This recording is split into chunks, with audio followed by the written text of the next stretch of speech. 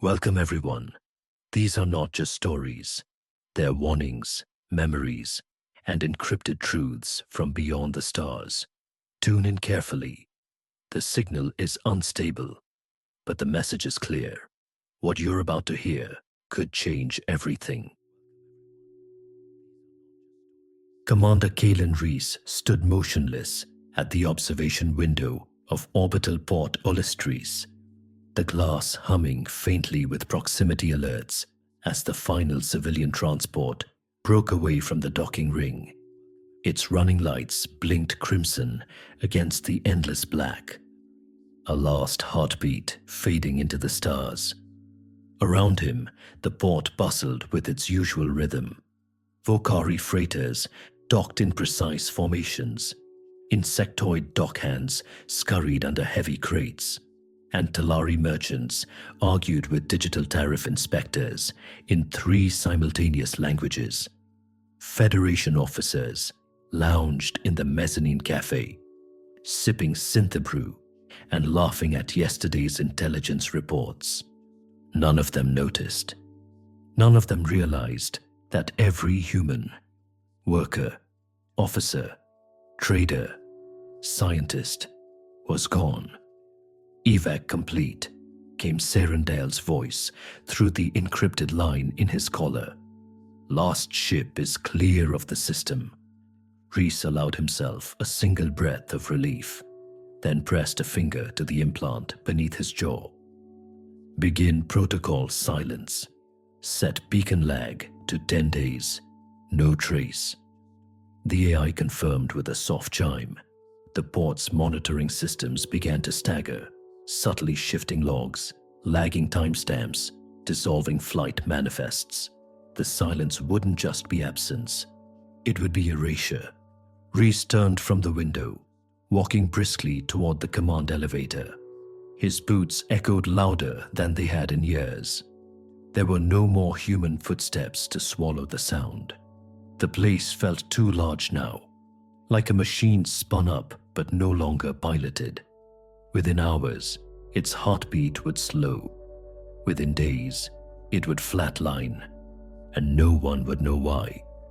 A young Dravari technician emerged from a side corridor, waving cheerfully. "Morning, Commander." Reese nodded, managing a polite smile. "Morning." The technician didn't know this was the last time he'd see a human officer. He didn't see the vacant terminals in engineering. He didn't notice the quiet in the command wing. He hadn't tried to call logistics yet. They would notice, eventually. Systems would fail. Orders would echo into nothing. Life support would develop micro-errors no one could diagnose. Diplomatic negotiations would stall without reason. The vacuum would crow, slow and absolute. The elevator doors closed behind him. He descended alone. In the silent hum of descent, Reese pulled up the encryption logs. 57 vessels had launched in synchronized departure. Civilian lifters, research cruisers, diplomatic corvettes, medical carriers, each equipped with beacon scrambling, jump lag cloaks, and decoy signatures. From the outside, nothing looked amiss. The Federation would detect no mass exodus, no fleeing fleet, just a series of benign transport shifts, individually meaningless, collectively invisible. By the time they realized, truly realized, it would be too late. At the bottom level, he passed through an automated checkpoint. The scanner flashed green, then flickered red. No crew on record. His ID was void. The system was already forgetting him. He boarded a sleek, matte black shuttle, prepped for immediate jump. Inside, Seren waited in the cockpit, eyes scanning the holographic drive field. "You sure you want to be the last?" she asked without looking back. Reese settled into the co-pilot seat. Someone had to lock the door. Seren activated the jump core. "Destination?" "Kepler 9, Reese replied. "Archive chamber first, then Novus. The shuttle detached with a shudder and glided smoothly out into the emptiness, leaving behind a port that still hummed, still worked, still lived on the surface. But it was dead where it mattered. As the stars stretched into hyperspace lines, Rhys closed his eyes. He could already feel the questions forming behind him in Federation space. The rising confusion, the slow dawning panic, the questions they'd ask too late. Where are the engineers? Why isn't the translation core sinking? Why is the arbitration tribunal suspended? Who's running the deep cryo hospitals? Rhys opened his eyes. They wouldn't believe it at first. Couldn't. Humanity was too embedded, too useful, too quiet. They'd send summons, then threats, then search ships. But they would find only silence, and in that silence, they would learn. Humanity had not stormed out, had not rebelled, had not declared war. They had simply walked away, and in doing so, had rewritten the rules of an entire galaxy. The chamber was deep beneath the surface, beyond the reach of civilian scans and diplomatic oversight, carved into alloyed stone and quantum-tempered metal. It held the records no one else remembered. Not classified, just ignored. Commander Rhys stood in silence, eyes scanning the glowing holograms, file after file, centuries of data, diplomatic memos, maintenance logs, emergency responses, terraforming charts, voice logs of crises averted and catastrophes neutralized. Human voices, all of them. He paused on one recording, Seren Diel, speaking at a forgotten council meeting. For the 6th cycle in a row, the Federation has appointed a Vocari director for interstellar infrastructure. Human candidates were dismissed due to cultural limitations. The words floated in the still air like smoke. Rhys narrowed his eyes. Cultural limitations. A sterile euphemism wrapped in policy. Not lack of skill, not disqualification. Just something less. He brought up the file on the new Risari Accord, the treaty that ended a 150-year war between the Zephyri and the Octalon.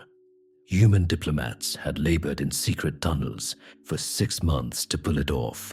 The final clause of the agreement read, "With gratitude to the neutral species involved." No names, no credit. Behind him, the chamber doors slid open with a whisper. Seren entered, her face drawn but determined. "It's all here," she said. "Every contribution, every overlooked name, every silent fix they took for granted." Rhys gestured to the projection. "We gave them peace, stability, infrastructure, medicine, and in return, they filed us under miscellaneous." Seren's lips curled in quiet disgust. "They treated us like tools." Rhys nodded slowly. "And now, they'll see what life without their tools looks like." Dozens of holoscreens displayed a synchronized exodus across Federation space. The 57 ships had all jumped within 5 seconds of one another. Perfect timing, perfect silence. Fake subspace trails twisted off into deep space. Long-range sensors were deceived. No mass surge. No fleet detected. From the Federation's perspective, everything still looked fine. Rhys stood beside Seren on the bridge. Outside the viewports, hyperspace rippled like liquid glass. "Do you think they'll care?" she asked quietly. "They'll care when systems start crashing," he said. "When the treaties fail, the hospitals go dark, and the diplomats stop translating their lies." She watched the starfield distort. "We're not running." "No," Rhys said. "We're building. Children laughed in craft courts, their giggles echoing against bulkhead walls. Some wore Martian red, others Pacifica blue, a few still in scrappy Earth uniforms patched by refugee parents. Humanity's future wasn't running. It was already growing. In another section, engineers calibrated terraforming drones the size of cargo haulers. AI constructs restructured atmospheric processors for a new world's biology. Agricultural seeding systems blinked ready. Climate stabilizers waited in stasis. Everywhere, motion, purpose, resolve. They weren't building an escape. They were building a civilization. The station still floated, still spun. But deep in its heart, it had already begun to bleed. The first warning was whispered. A reactor calibration sequence failed. Not dangerously, just inexplicably. The primary engineer, a six-armed Zevrathi named Eichel, frowned. "Call Lieutenant Reese," he said. A junior officer blinked. "Sir, there is no Lieutenant Reese." "What do you mean? Get his team." "There is no team." Panic rose slowly. Protocols weren't triggering. The atmospheric processors in Habitat Ring 7 stalled. The override codes failed. The fail-safes were offline, and no one could fix them, because the ones who knew how were gone. Counselor Vren, a crystalline diplomat, called an emergency meeting. Sabotage, he accused. No species would abandon their post. But the Drakari delegate calmly pulled up a galactic personnel registry. "They're not here," he said. "Not on Kepler. Not on Centuries. Not on Malaxar. Nowhere. Every human name had vanished. Not hidden. Not reassigned. Vanished." The counselor's voice cracked. Impossible. But the impossible had happened. And it had started with silence. The Federation didn't understand it at first. They thought it was coincidence, a cascade of technical anomalies, a regional clerical error. But by the end of the third cycle, the pattern was undeniable. Entire systems had lost their human staff. Maintenance teams, mediators, emergency responders, all gone. No messages left behind, no demands issued, no ultimatums, only absence. In the Federation High Council chamber, the initial disbelief gave way to fury.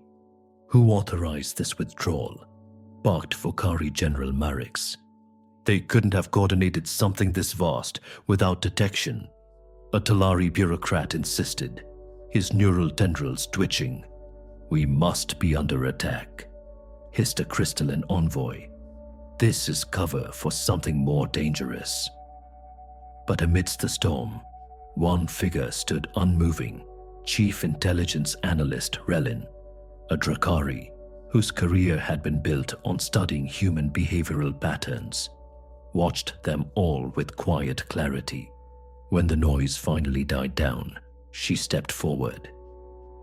"They weren't driven out," she said. "They chose to leave." Murmurs erupted again, until High Consul Krell raised a clawed hand. "Why?" Relin brought up a timeline on the chamber's central holodisplay. It flickered through centuries of data, overlooked innovations, denied promotions, uncredited diplomacy, misattributed patents, cancelled development grants. They asked for inclusion, leadership, respect. We offered token positions, polite dismissals, and excuses. She tapped a final log entry. An unopened message sent Federation-wide before the Exodus. "Few of you read this," she said. "You should have." The chamber dimmed as the message played. "We have served without recognition, solved without consultation, saved without thanks. We do not demand your apology. We demand our future. You may call this betrayal. We call it Declaration. Human Coalition Charter. Silence fell like a blade.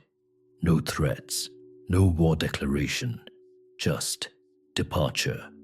At mining hub Bexus 4, reactors failed catastrophically when the local AI spiraled into a boot loop. None of the alien engineers knew how to bypass the quantum firewall protocols. Human-coded, undocumented, intuitive. The manual override failed. A containment breach triggered auto-lockdowns. Explosions followed. By week's end, 7 systems had gone dark. Ore shipments ceased. Starship production lines ground to a halt. Economies faltered. And on medical platform Raxa, things got worse. The crystalline species, whose bodies required finely tuned mineral stabilization fields, began to suffer mass destabilizations. Their skin cracked like shattered glass. Neural linkages frayed. They cried out in pain. Only human medics had ever learned to interpret. The platform's director sent a desperate message to the Federation Health Corps. "We need human specialists," he pleaded. "Our people are dying." There was no response. The medships were gone. With them, the only people who could save entire species had vanished. In the council chamber, the panic returned, sharper now, edged with fear. This was planned, coordinated. It's economic sabotage. It's biological warfare. Relin stood again, her voice calm amid the hysteria. "This isn't sabotage," she said. "It's demonstration." Ambassador Vile, a Zephyrian who had spent years mocking humans for their emotional volatility, scowled. Demonstration of what? Relin tapped the final log again. Of what happens when competence leaves the room. Around the galaxy, systems continued to collapse, not in fire and ash, but in forgotten passwords, lost procedures, misunderstood warnings. The collapse was slow, and it was only beginning. In a forgotten quadrant of deep space, where the Federation's long-range scans failed to penetrate, a new star ignited, not natural, but artificial. Fusion lances carved atmosphere from dead moons. Atmospheric regulators turned frozen soil into fertile ground, and orbital foundries stitched new structures together in silence. The place had no name on any Federation chart, but to those who arrived aboard the 57 ships, it was Novus Terra. The arrival was not ceremonial. No parades, no speeches, only urgency. Terraforming drones fanned out like a mechanized flock, igniting the soil. Architects deployed gravitic anchors for orbital habitats. Hydroponic farms bloomed within hours, fed by old Earth seed banks and Martian filtration systems. In one sector, a child squealed with delight as gravity recalibration adjusted for their growth phase. Nearby, AI tutors began uploading multilingual education packets into newly printed data slates. They taught physics and farming, but also history, uncensored and unforgotten. Commander Reese stood atop a newly erected spire, watching the sunrise over a world reborn by human hands. Siren stepped up beside him. Her face was lit by the twin suns rising on the horizon. "We never needed their permission," she said softly. Reese nodded. "We needed our own foundation." Above them, the Novus network activated, a communications array, faster, more secure, and more decentralized than anything the Federation had ever fielded. Entire nodes lit up in green, civilian comms, emergency protocols, secure diplomatic lines.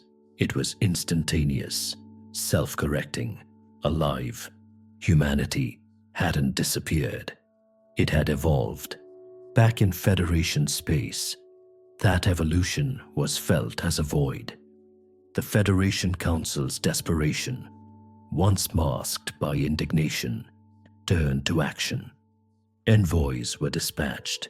Emissaries, some seasoned, some desperate, were sent into the dark to find what had been lost.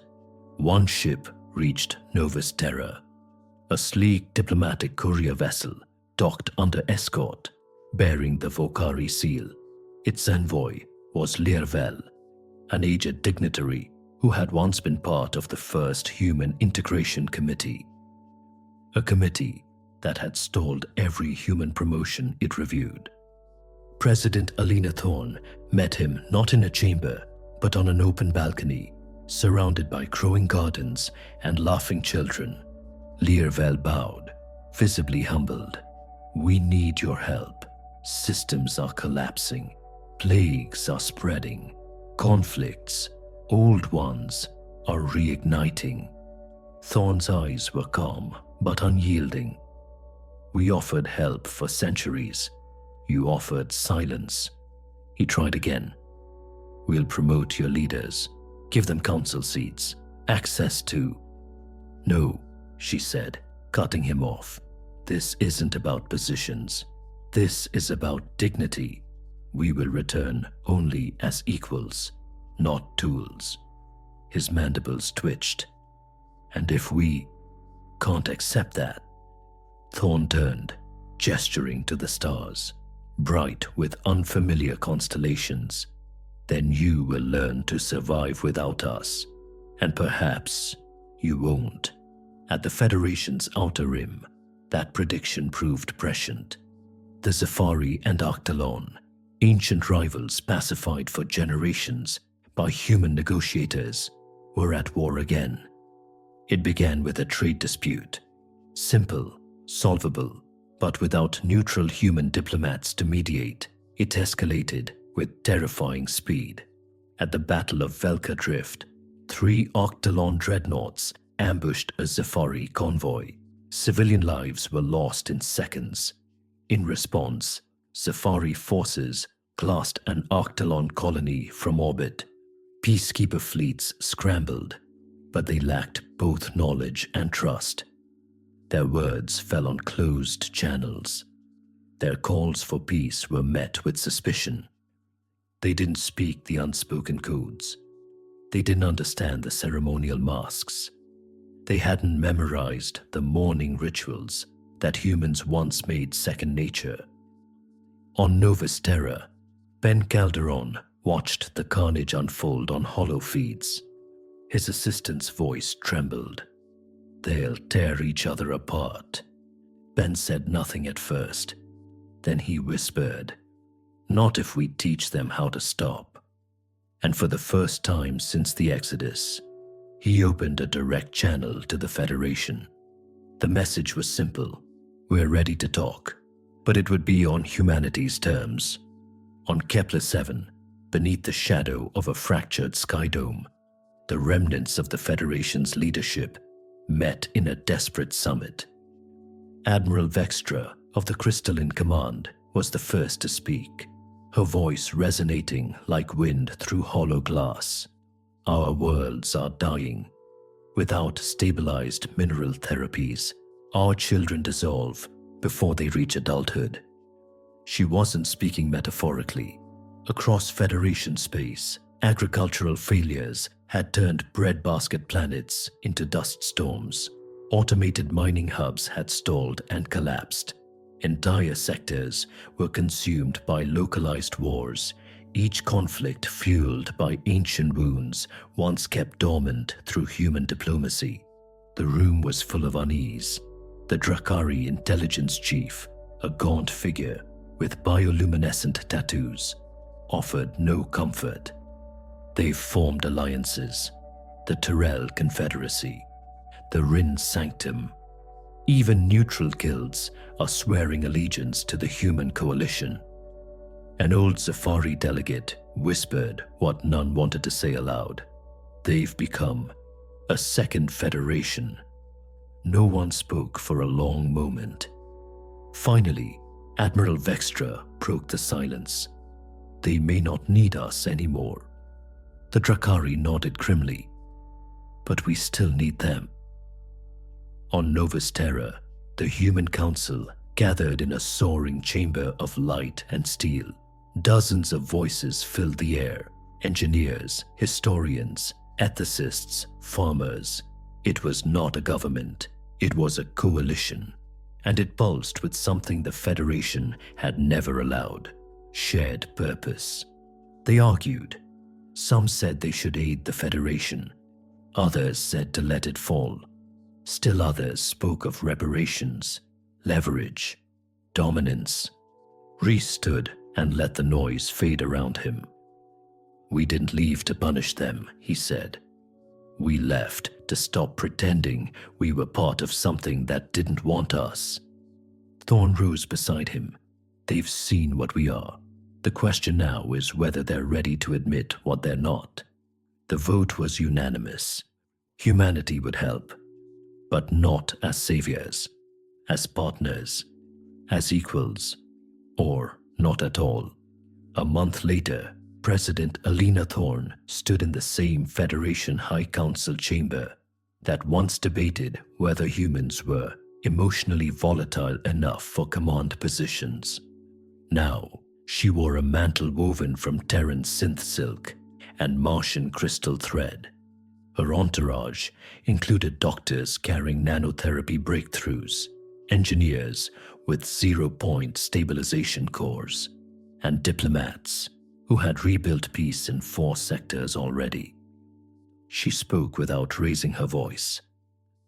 "We offer restoration, not tribute, medical aid, not dependence, defense, education, energy, but not in silence." The Vokari High Council hissed. "And what do you demand?" Thorne didn't hesitate. "Representation, equality, shared governance." Gasps filled the chamber.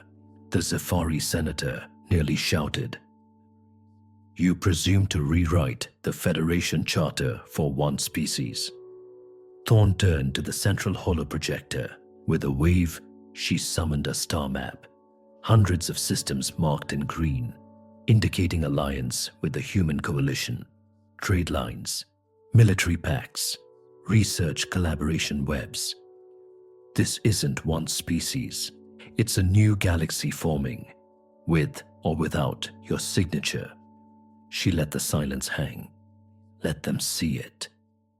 "We're not rewriting your federation," she said. "We're giving it a chance to survive." The fallout was immediate and far from unified. Some worlds embraced the new reality with open arms. Votes were cast in record time, their populations weary of war and decay. They joined the human coalition not out of fear, but desperation and hope. Others resisted. On Velen's Reach, the local governors rejected human aid. When medships attempted to dock, they were met with planetary shields and bureaucratic delays. Outside the city domes, riots broke out. Refugees, starving and sick, surged toward the ports, demanding medicine, power, water. Some breached the barricades. Others died on the pavement, clutching empty nutrient packs. The Federation Health Corps was overwhelmed. They sent a request, coded in formal language, stripped of pride, to Novus Terra. "We need help. On the crystalline homeworld, time had run out. The mineral therapies once managed with human precision were failing. Generations were dying in agony, their bodies unraveling in the absence of stabilizing frequencies." Admiral Vextra sent a final message, brief and without ego. "We accept your terms. Send the ships." Within hours, human hospital vessels arrived in orbit. They descended silently, their hulls bearing no flags, only a single unified sigil, a stylized torch of light encircling a world. Doctors disembarked without ceremony. Engineers followed. AI-guided therapy systems deployed with practiced fluidity. They didn't demand recognition. They didn't ask for apologies. They simply went to work. Ben Calderon returned to the negotiation table once more, this time aboard the neutral station Concordes, a massive slow-spinning wheel in deep space that once served as a failed experiment in interspecies unity. Across from him sat two hardened enemies, a Zephyri general and an Arctalon admiral. Their faces were masks of contempt. The room radiated centuries of pain. Ben stood between them. "This isn't about territory," he said. "It's about wounds you never let heal." The Zephyri's voice was sharp. "We remember the massacres." The Arctalon's eyes flared. "We remember the betrayals." "And I remember the treaties," Ben replied calmly. "The ones we wrote together.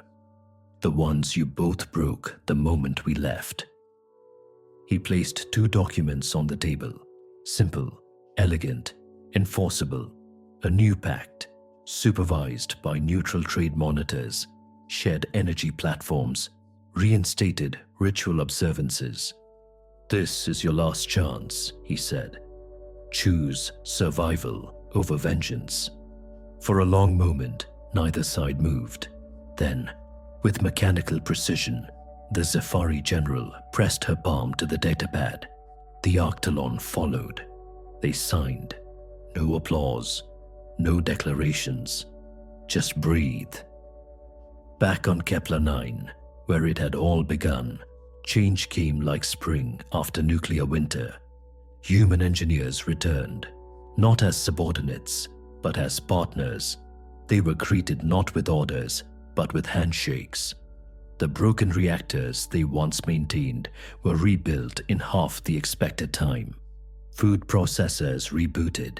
Gravity regulators synchronized across orbital rings. Schools reopened, not just for humans, but for everyone. The new curricula were inclusive, multilingual, written by those who had raised interspecies children across the fringes of the galaxy. And for the first time in Federation history, human voices echoed in the council chamber, not as guests, but as equals. Reese, Thorne, Calderon. They didn't come to gloat. They didn't come to boast. They came to lead, as equals, or not at all. 6 months passed. In that time, the Federation Council chamber transformed. Where once humans sat at the edges of deliberation, they now occupied central seats, proposing, amending, voting. Their presence wasn't dominant. It was stabilizing. In every sector they touched, systems stopped collapsing. Colonies once thought beyond saving thrived anew. Trade lanes reopened under joint protection. Plague worlds were cleared of disease. Mediation teams led by human diplomats restored communication between bitter rivals. Research centers flourished, blending Terran innovation with alien insight. It was a renaissance, but not everyone welcomed the change. A faction emerged, the core purists, led by remnants of the Vokari elite. They claimed the Federation had surrendered its traditions, that humanity, once tolerated, had now usurped. Their broadcasts were slick, viral, seeded in every comm network. Humanity manipulates with competence. One viral message claimed. They wrap power in progress. Do not be fooled. The tipping point came when the purists seized the Tarsan relay, an FTL communications nexus vital to subspace coordination across the central sectors. They issued a single demand: the expulsion of humanity from all high command positions. When Federation peacekeepers attempted to breach the relay, they triggered an elaborate trap.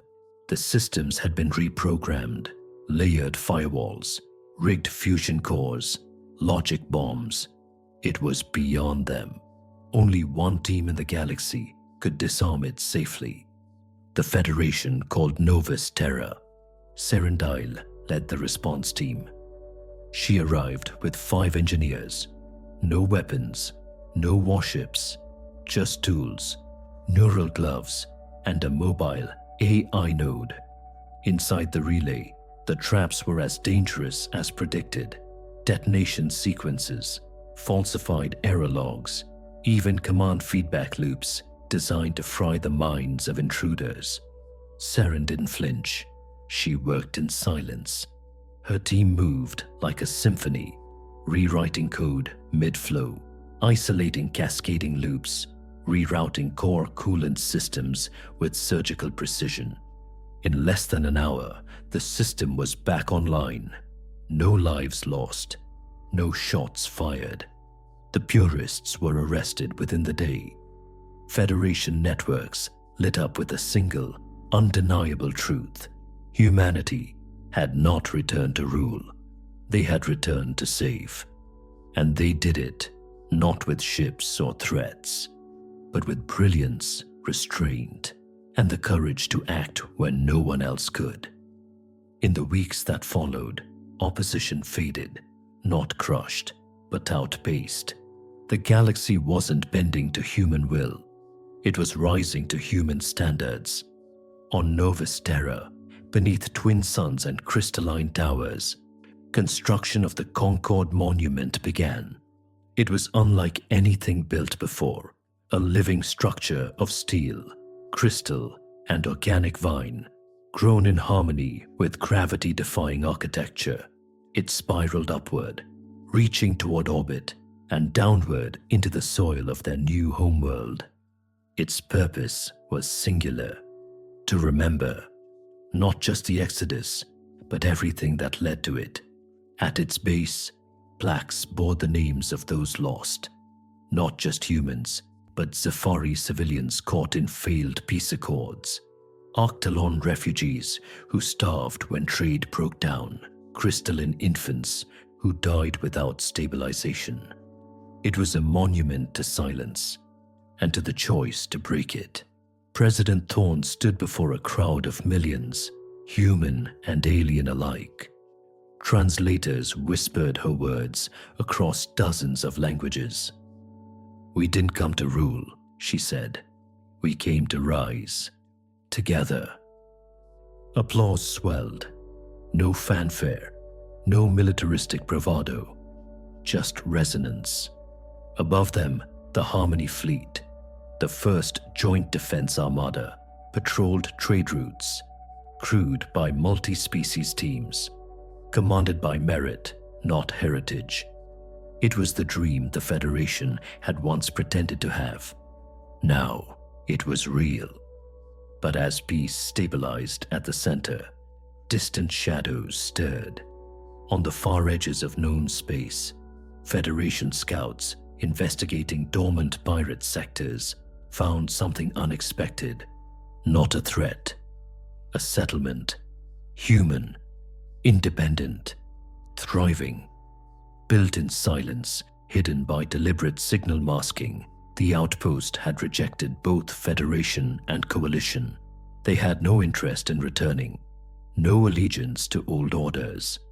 When asked why, their elder, a scarred woman with ancient Earth tattoos, answered simply, "We didn't leave to rebuild the broken. We left to remember who we were before we forgot." Not all humanity had returned. Some chose sovereignty. Some chose solitude. But all of them had chosen freedom.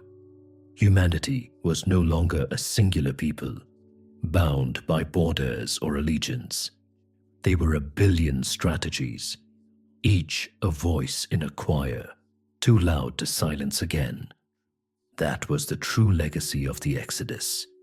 Not departure, definition.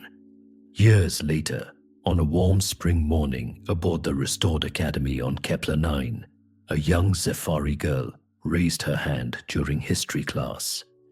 Her eyes, bright and earnest, locked with her teacher's. "Dr. Wynne," she asked, "why did the humans leave?" The teacher, Dr. Ilara Wynne, once a biotechnician, now an educator, paused. She smiled gently sadness and pride blending in her gaze. Because sometimes, she said, to be heard, you must first be missed. The class fell quiet. Outside the classroom, children from a dozen worlds played beneath flowering trees nurtured by Terran soil scientists. Above them, the rebuilt Federation pulsed, not with perfection, but with understanding, no longer built on invisible labor, no longer powered by silent genius, but by shared strength. Across the stars, monuments stood in orbit and soil, carved with the symbol of the Exodus, a hand, open, not reaching for power, but offering it. And the galaxy would never forget the day humanity walked away, but it would always remember the day they came back. The story didn't end with their return. It began there. In the decades that followed, the reformed Federation entered what historians would later call the Concord Era, a time marked not by expansion, but by internal revolution. Federation laws, once bureaucratic and riddled with species preference loopholes, were rewritten under joint councils. Every major committee required multi-species consensus. No more silent vetoes, no more buried proposals. The institutions that had once sidelined humanity now bore their imprint, not of domination, but of balance. New technologies emerged from the Union. Human neural AI hybrids synced with crystalline light code processors. Trakari environmental sculptors learned from Martian terraforming protocols, creating entire ecosystems in days. Medical advances cured diseases once thought incurable, thanks to the reintroduction of human empathy into diagnostics. Even art changed. The galaxy learned to tell its stories differently. Museums once silent on human impact now overflowed with exhibits detailing their role in the past. Children grew up reading tales of Reese, Thorn, Calderon, not as heroes, but as examples. Not flawless, but relentless. Builders, not conquerors. But perhaps the greatest change was in expectation. Where once humanity had been assumed to serve, now their role was to challenge, to question, to lift. They had taught the galaxy how to survive without them. Then they returned to teach them how to thrive with them. The stars were no longer silent. They sang with collaboration, with defiance, with respect, earned and paid forward. And across every inhabited world, from the floating cities of Zephyri to the deep core mines of Arctalon, a phrase entered the lexicon of every child. Remember the silence, honor the return. Humanity had not claimed the galaxy. They had inspired it, not with fire, but with absence.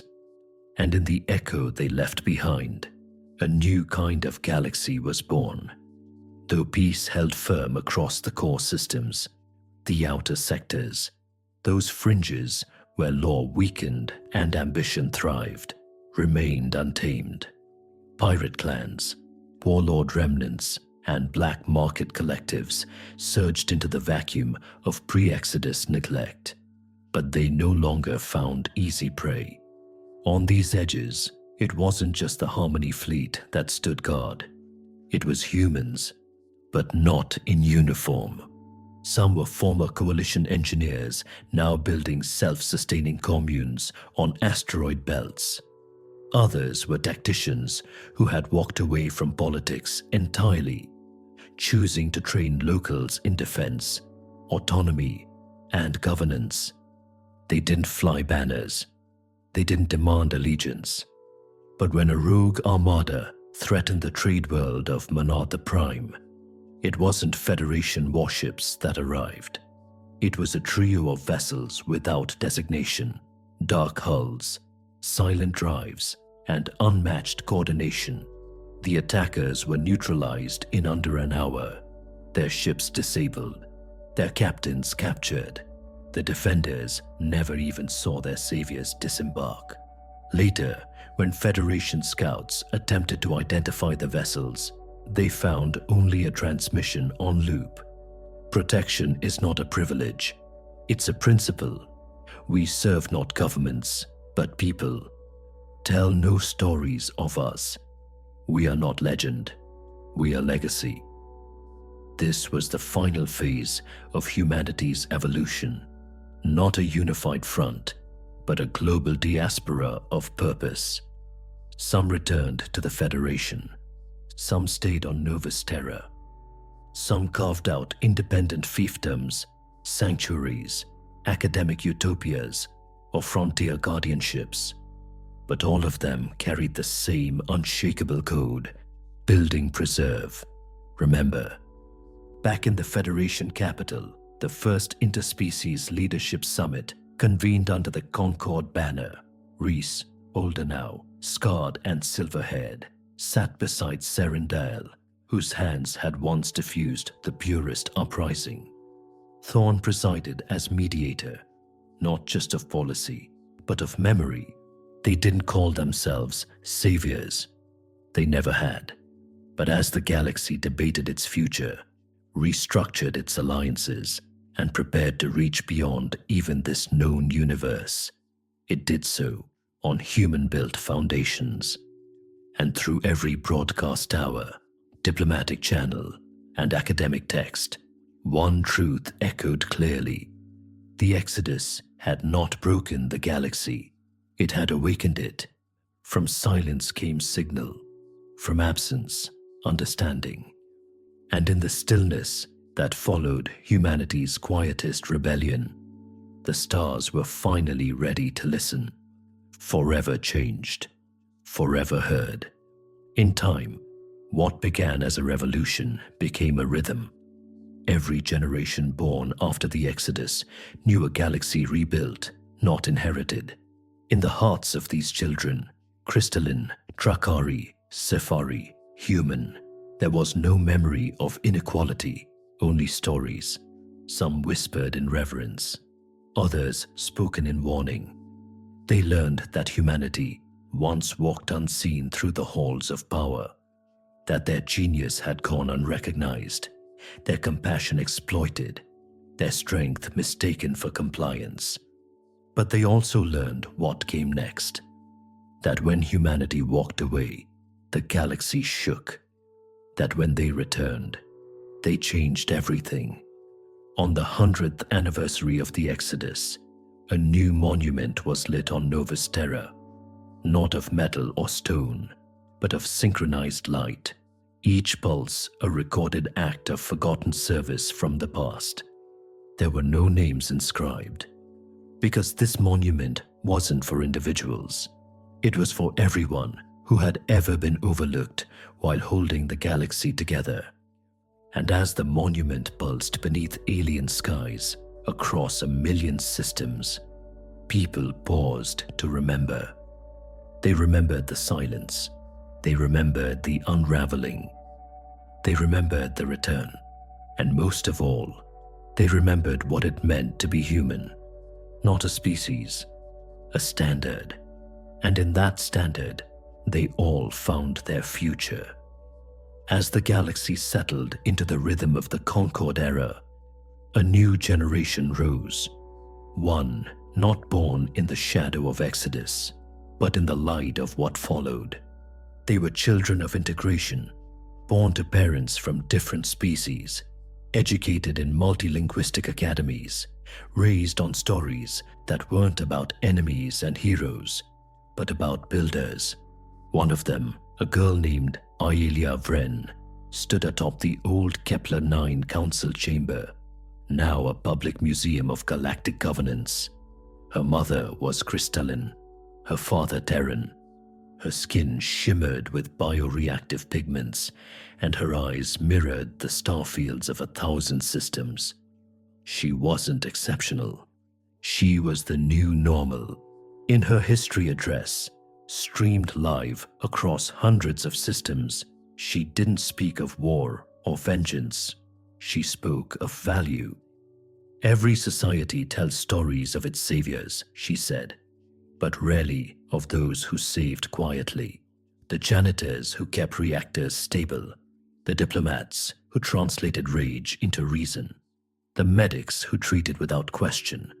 For too long, those people had human faces, and for too long, we looked away.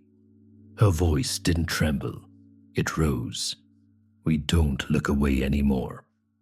The audience didn't erupt in applause, it simply stood, because they understood. The lesson of the Exodus had never been about what humanity took with them.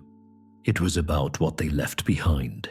A mirror that forced every species to ask not what humanity was capable of, but whether they themselves were ready to match it. And in that quiet, steady mirror, the stars finally saw not division, but destiny, shared, earned, and infinite. As the centuries unfolded, the story of the Exodus became less a chapter in galactic history and more a foundation, a touchstone by which all progress was measured. Entire disciplines emerged from its legacy. Exodology, the study of systemic reliance and cultural blind spots. Concord engineering, a fusion of human intuitive design with alien logic matrices. Inter-empathy, a philosophical movement grounded in humanity's greatest unspoken weapon, their ability to understand what others ignored. The torch of leadership passed quietly. Kalen Reese died in orbit above Novusterra, watching the third-generation fleet depart for Andromeda. No ceremony, no parade, just a final breath and the hum of the stars outside his window. Serindal became the architect of the Unity Accord, a galactic-wide doctrine mandating mutual education among young sentients. Every species required to learn the cultural heritage of at least one other. It was no longer law, it was identity.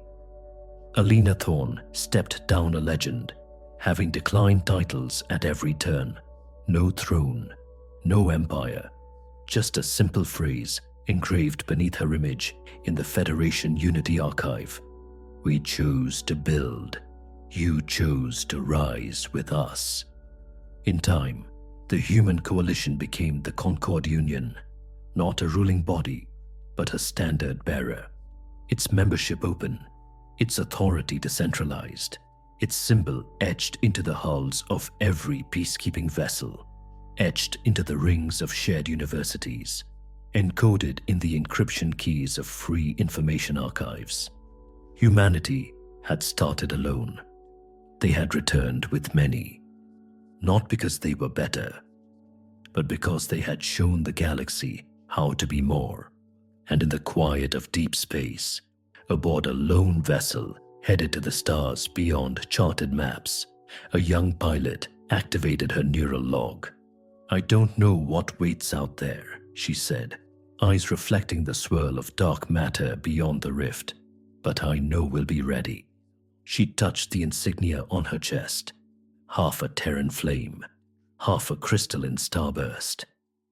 We always are. And the ship vanished into the dark, not as a scout, not as a savior, but as a signal that humanity's greatest act had never been staying. It had always been leaving and returning better. On the edge of the galactic veil, past where Federation charts dissolved into probability fields and myth, humanity ventured deeper, not in fleets of conquest, but in waves of curiosity. Exploration was no longer driven by desperation or survival. It was a continuation of the legacy. Entire planetary systems bore the architecture of this new age, interwoven ecosystems designed by crystalline sculptors and Terran biologists, cities balanced in anti-grav harmony with native wildlife, language meshes that allowed a Drakari infant to understand a Zephyri elder before it could even walk. The Concord Union didn't spread by decree. It spread by demonstration. Worlds joined not because they had to, but because they wanted what had been built. On one such world, a ringed planet known only as Avanar, historians uncovered a buried relay station, once part of the old Federation, sealed during the early Exodus. It still pulsed faintly with archived signals. Among them, one recording stood out, corrupted, partially degraded, but intact in spirit. It was Kalen Reese, years before the final transport left Olistris. They won't understand at first. That's the point. They need to feel what we've always felt. Needed, but never seen. There was a pause. We're not punishing them. We're giving them the chance to ask the right question. The file ended, and beside it, encoded into the station's power relay, a final message. Don't let them forget why we left or why we returned. That reminder, etched in decaying circuitry, recovered by a historian born of 6 species, became the final verse of the Exodus legacy. Because the story of humanity's withdrawal was never just about their absence. It was a call, a challenge, to rise, to remember, and most of all, to deserve them. And now, across the ever-growing night of space, one truth remained constant. Humanity had left once, but the stars would never let them go again, far beyond even Avanar, where matter bent under the pressure of unknown physics and the older stars burned blue and cold. The arc horizon floated in silence. It was the most distant outpost yet, a joint Concord installation built into the husk of a planetoid, its interior wrapped in carbon-tight shielding and time dilation buffers. Aboard it, scientists from every known species studied anomalies that even AI refused to model. But what made Arc Horizon unique wasn't its reach. It was what it housed. In the center of the outpost, shielded by every defensive field known to the Union, floated a structure unlike any discovered before, predating the known universe. Not built, but formed. A lattice of energy and memory. A living construct of encoded consciousness. When translated, it spoke in metaphor and riddle, but one message repeated, consistent across all linguistic decryptions. We remember the ones who walked away. The scientists froze. That phrase, those exact words, had been used once before. On Novus Terra, in the first school curriculum written after the Exodus, whispers spread. The structure, this artifact, had it been waiting? Had it known? Back on Novus Terra, now a beacon world with over 100 sentient species in residence, the Conquered Council convened. Reese was long gone. Thorn, Calderon, Dial, all passed into legend, but their teachings lived on, passed through councils and classrooms, etched in starport walls, whispered by diplomats before every major negotiation. And now, as Arc Horizon's message was broadcast across the Union, a new debate emerged, not one of war or governance or economics, but one of purpose. Had humanity's exodus simply awakened their galaxy, or had it called something older, something beyond? A vote was cast, unanimous. A new expedition would launch, not military, not scientific, but philosophical. Their mission, not to conquer, not to colonize, but to ask, to learn who else had walked away, to learn who had also been forgotten, and who had chosen to return. And as the Echo Flotilla left Novus Terra's orbit, led by ships designed by humans, piloted by Drakari, Powered by crystalline cores and Zephyri navigators, the Union watched, not in fear, but in understanding. This was not the end of the story. It was its next chapter. Because the stars held more than darkness. They held echoes, and humanity had taught the galaxy how to listen. As the Echo Flotilla sailed into the void beyond mapped space, its lead vessel, the Resolute Light, opened its long-range harmonic beacons. These were not transmissions of power or warning, but invitations. They carried no coordinates, no threats, only one repeated phrase in over 1,000 tongues. We remember what you built. We remember why you left. We come to understand. Weeks passed, then months. The stars remained quiet, until one day the signal changed. A single frequency returned, layered, ancient, unmistakably synthetic, yet possessing intonations that felt familiar, human but not, alien yet warm. It carried no language. It carried emotion, recognition, gratitude, a request. The flotilla rerouted. Their destination, a silent moon orbiting a gas giant in a rogue system, unlit, unmarked. When they arrived, they found no city, no structure, just a field of obsidian spires humming with residual energy. At the center stood a single monument, freshly erected, not by human hands. It bore no writing, only symbols, mirrored in Concord archives from millennia-old Earth glyphs, Martian sigil writing, and crystalline resonance code. 3 intersecting lines, a circle, and a gap. It translated to a concept. Absence is the root of remembrance. The monument pulsed once, and a corridor beneath the ground opened. The expedition descended, not into ruins, but into memory. What they found was staggering. A vault of civilizations past, species who had vanished before humanity had even lit their first fire.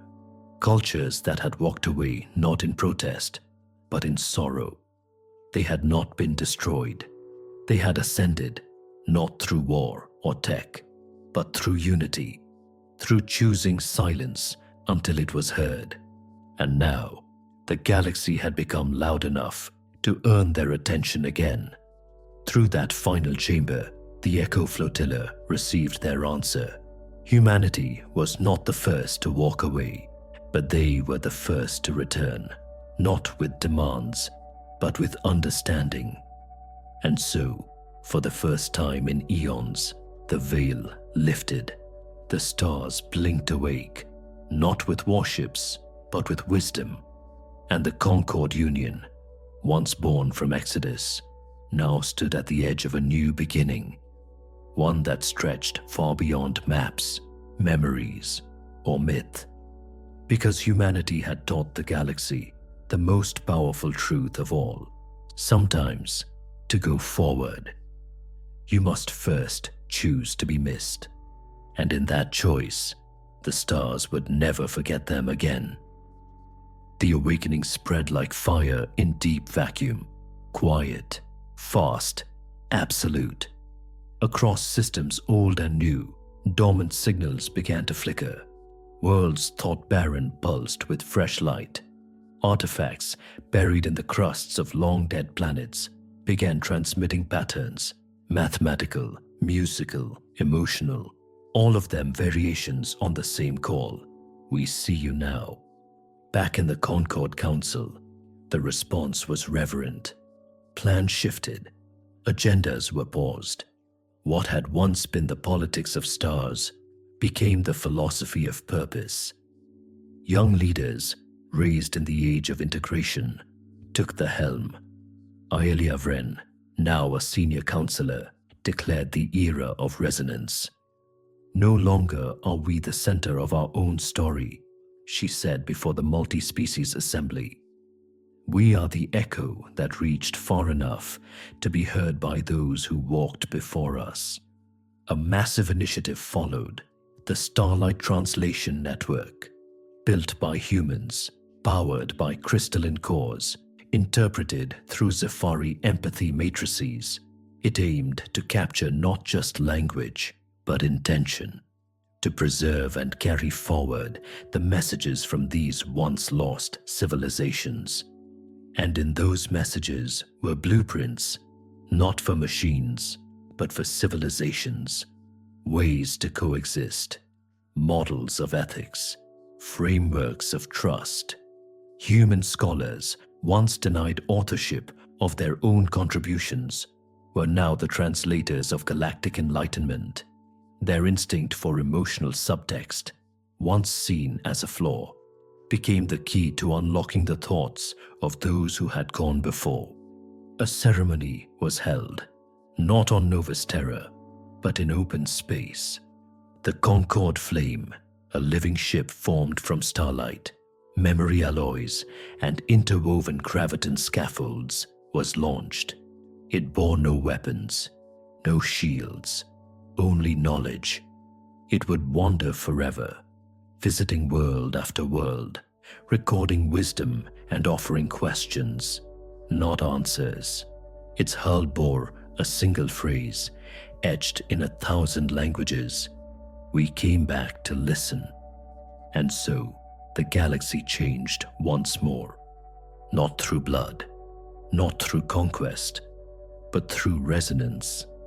And at the center of it all, seen now, not as conquerors, nor tools, nor even just saviors, stood the humans. The ones who had vanished, the ones who had returned, the ones who, in choosing silence, had taught the galaxy how to speak. In the centuries that followed, the Concorde Flame drifted deeper than any ship before it, beyond star nurseries, through dark matter reefs, and into the realms where time itself bent in quiet rebellion. Its journey became myth to some, scripture to others, not because of what it found, but because of what it left behind, a trail of unity. At every system it touched, seeds of collaboration bloomed. Entire planetary alliances formed around its data cores. Languages were rewritten to prioritize empathy over efficiency. Justice systems replaced retribution with reconciliation, modeled on humanity's most painful lesson, that silence is not absence, but a demand for meaning. On its 500th cycle, the Concorde Flame sent back a message, brief, flickering, encoded in a waveform no existing species could fully understand. It took decades to decrypt, requiring the cooperative cognition of 10 hybrid intelligences. When it was finally understood, the message was not coordinates nor warning. It was an invitation to ascend, not physically, not technologically, but ethically, emotionally, culturally, to live not as rulers of stars, but as stewards of meaning. The Union did not hesitate. A final summit was held, broadcast from the cradle of change, orbital port Olistris, now restored as a living monument to the day everything changed. There, beneath the observation window, where Kalen Reese had once watched the last human ship disappear into the void, Alia Vren spoke the last words of the Concorde's foundational era. We were the silence. We became the signal. Now we become the song. And as the stars watched, humanity's final lesson ignited across the galaxy, not in fire or steel, but in understanding.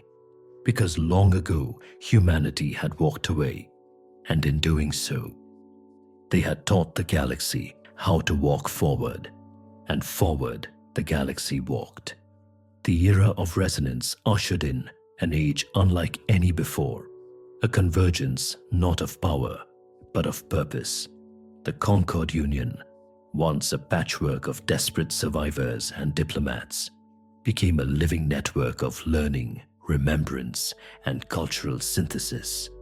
The term civilization no longer referred to worlds or species, but to shared principles.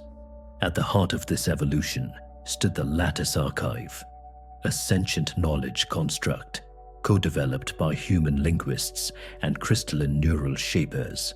Unlike traditional AI, the Lattice didn't process facts, it processed perspectives. It remembered not only events, but how each culture felt about them. Through the Lattice, old wounds were not erased, but understood, rewritten in context, taught not as shame, but as warning. Students from across the stars came to sit beneath its glowing threads. They didn't learn history, they felt it. And every cycle, the Lattice spoke aloud the same words at the Concorde's anniversary. This galaxy was not saved by strength. It was saved by someone choosing not to speak, until others learned how to listen. On Earth, reborn not as capital, but as sanctuary, a final monument was completed on the scarred plains of what was once Siberia. Forged from meteoric iron and Federation alloy, it stood 1,000 meters tall, shaped like an open door. Its name, the Threshold. It bore no names, only a single inscription, burned into the base by a Martian child using a pulse etcher gifted from a Drakari artisan. To walk away is not to abandon. It is to demand the world find its own feet. And so, even as new galaxies came into reach and new civilizations emerged to join the ever-growing chorus of stars, one truth remained sacred. The humans had once been ignored, then remembered, then emulated, but never again forgotten. And every time a young explorer stepped into their first ship, looked out at the unknown and asked, "What's out there?" the stars would whisper back, "Your place, your voice, your meaning." Because someone once walked away, so you could find your way here. And the song went on. In the deep reaches of the Virgo supercluster, where galactic filaments stretched like cosmic nerve lines, the unity wavelength, a cross-dimensional harmonic field initiated by the Concorde flames centuries ago, resonated with something new, not an echo, an answer. At first, it came as harmonic interference, then structured pulses, then full communication, non-linear, multi-temporal, bearing an elegance of intent no one had seen before.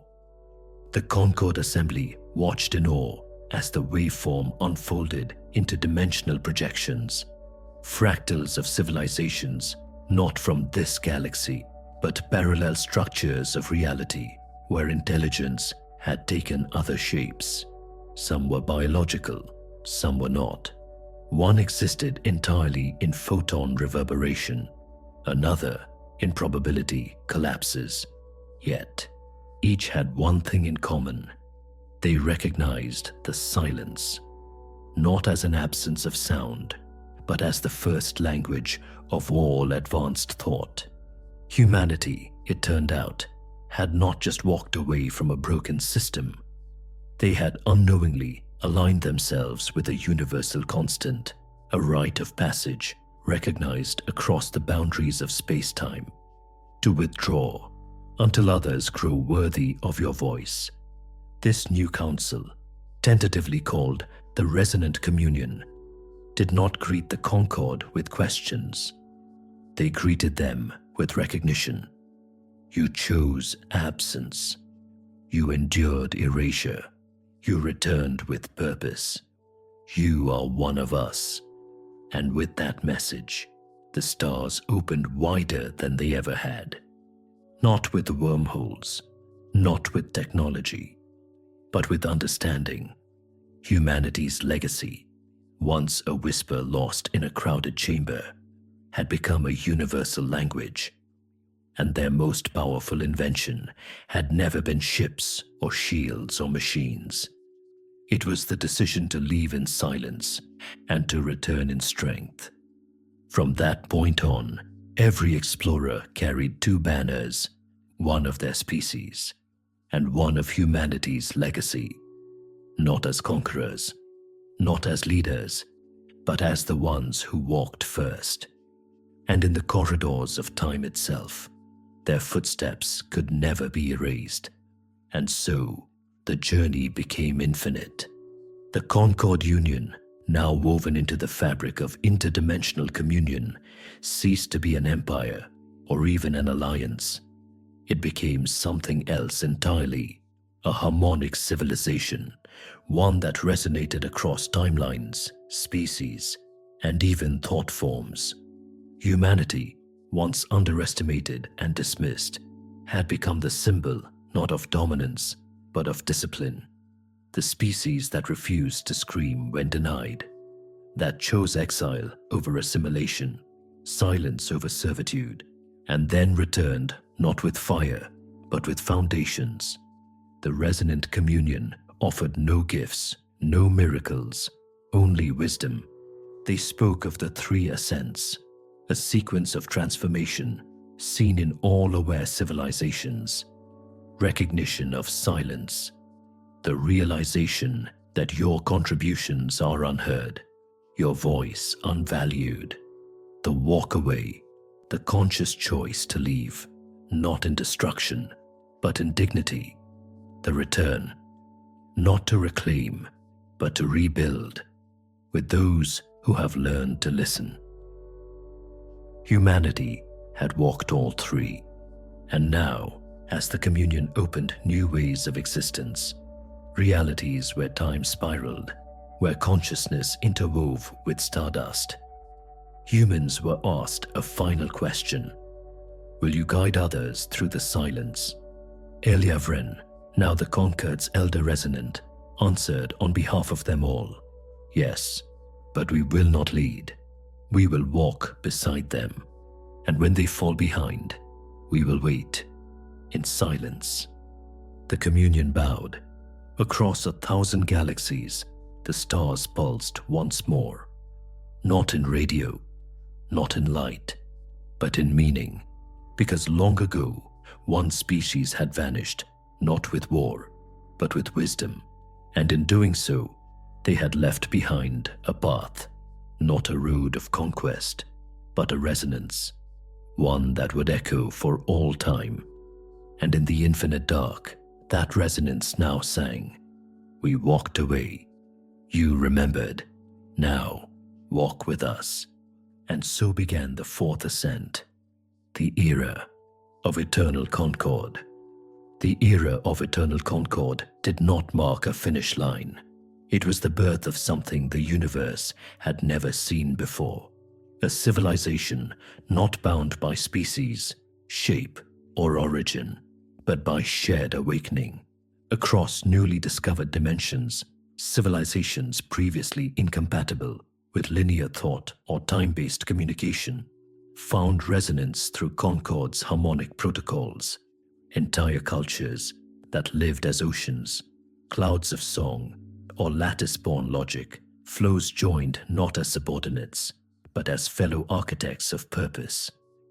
Humanity, never the most advanced, nor the most numerous, was now something rarer, the first to choose the hardest path, to be overlooked and still contribute, to be erased and still record, to walk away and not slam the door, but leave it open. And now, others walked through that door, on the edge of the multiversal core, where thought shapes gravity and emotion sculpts energy. The silence beacon was lit, not a structure, but a metaphysical anchor. It pulsed across all realities with a single principle. Those who have been unheard may rest here. Those who are ready to hear may enter. It became the axis around which the communion turned, And when the descendants of galaxies, yet unborn, finally reached that beacon, long after humanity's original form had dissolved into starlight and resonance, they would not find thrones or statues. They would find a whisper. We were the silence. We became the signal. Now, we are the symphony. The journey was complete, and yet it had only just begun. Because in every silence, a voice waits. And now, the stars knew how to listen. And so, even as entropy claimed the old stars and time folded in on itself like parchment burning at the edges, the symphony of concord endured, not as matter, not as empire, but as principle, woven into the very architecture of reality's last breath. When the last galaxies dimmed and physics began to dream of sleep, those final minds, fast, diffuse, born from 1,000 convergences, gathered at the edge of what came after existence. They had no names, no bodies, only resonance.